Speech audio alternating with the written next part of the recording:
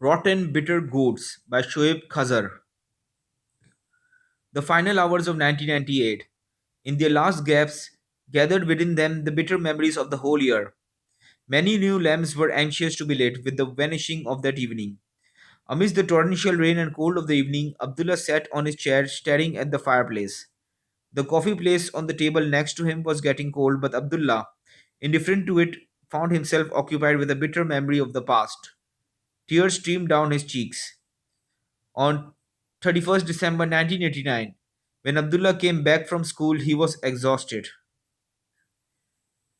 My darling has come, my soul has come. Wash your hands quickly. I have prepared a meal for you. Abdullah's mother spoke these words with a broad smile on her face.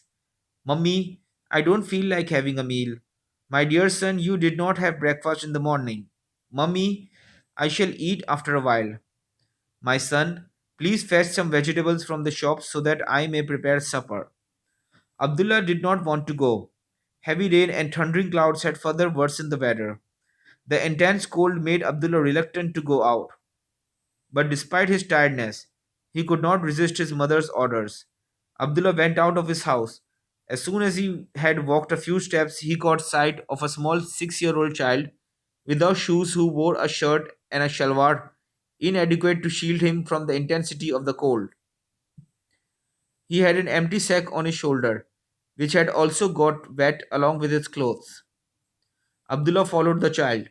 The child stopped near a vegetable cart and asked the vendor, Tata, Chacha, Tarap, Kharab, Turele Khe? Uncle, do you have rotten bitter goods? The anguish hidden in his voice, the longing inhabited in his heart, and the expectation with which he asked this question were enough to make someone cry. Abdullah's heart was broken.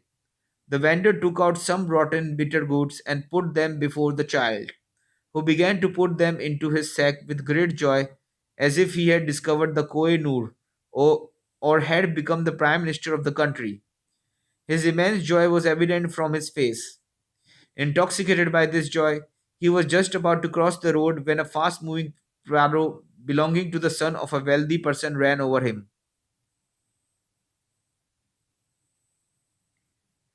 Some people shouted, Note the license number of the car.